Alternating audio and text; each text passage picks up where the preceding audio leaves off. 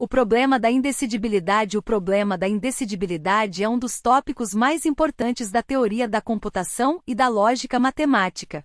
Ele diz respeito à questão de saber se existe um algoritmo que pode decidir se uma afirmação matemática é verdadeira ou falsa, ou seja, se é possível construir um procedimento mecânico para provar ou refutar uma sentença matemática. O problema da indecidibilidade foi inicialmente levantado por Kurt Gödel em sua famosa incompletude dos teoremas de Gödel. Ele mostrou que não é possível provar a consistência de um sistema formal forte o suficiente para incluir a aritmética, usando apenas as próprias regras do sistema. Isso significa que há sempre afirmações verdadeiras dentro de um sistema que não podem ser provadas dentro desse sistema, e que não pode haver um algoritmo que decida se uma afirmação é verdadeira ou não.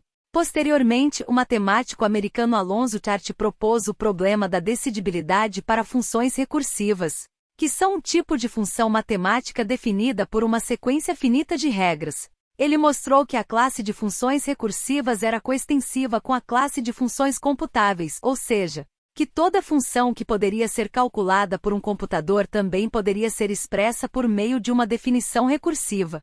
Alan Turing, por sua vez, mostrou que o problema da decidibilidade para funções recursivas era equivalente ao problema da decidibilidade para uma classe de máquinas abstratas chamadas de máquinas de Turing. Ele desenvolveu o conceito de máquinas universais de Turing, que são capazes de simular qualquer outra máquina de Turing e, portanto, qualquer algoritmo que possa ser expresso nessa forma. No entanto, mesmo com todas essas descobertas, o problema da indecidibilidade ainda permanece sem solução para muitas questões importantes na matemática e em outras áreas da ciência. Por exemplo, a questão da existência de soluções para equações diofantinas, equações polinomiais com coeficientes inteiros, é indecidível em geral. Isso significa que não há algoritmo que possa decidir se uma equação diofantina tem ou não uma solução inteira.